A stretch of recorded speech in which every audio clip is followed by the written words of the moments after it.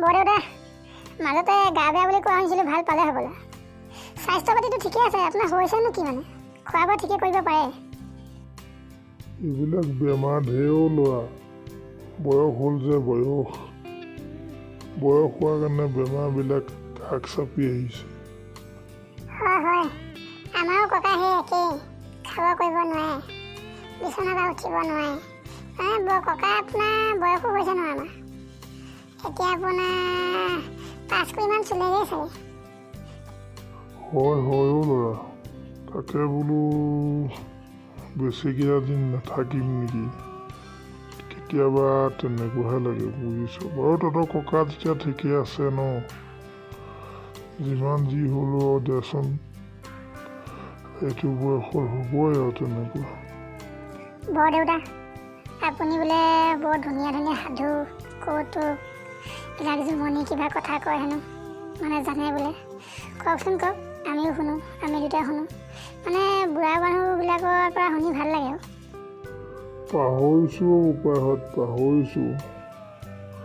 বয়সো হ'ল নহয়, স্মৃতি শক্তিও কমিলে, চব পিনে গৈছেগৈ বাৰু।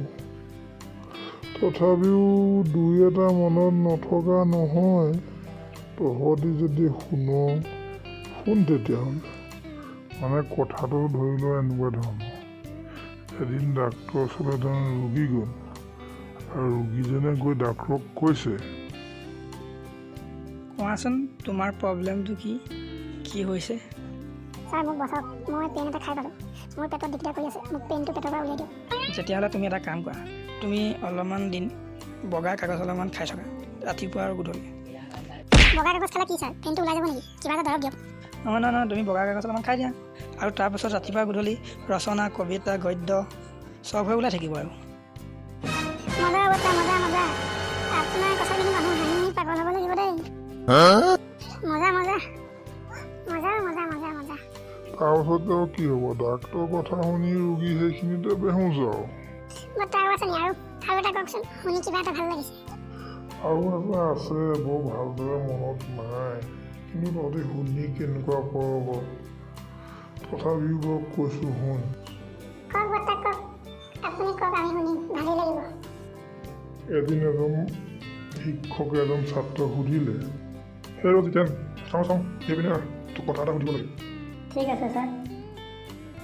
কি কথা ছাৰ, কওকচোন, কি প্ৰশ্ন সুধিবলগীয়া আছে? ভাৰতত আৱিষ্কাৰ হোৱা আটাইতকৈ পুৰণি যন্ত্ৰটোৰ নাম কি, কচোন ক।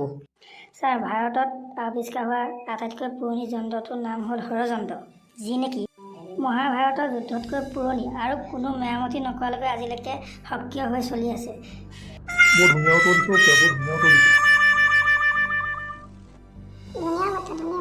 আৰু এটা সাধু এটা কওকচোন, সাধু এটা কম বাৰু।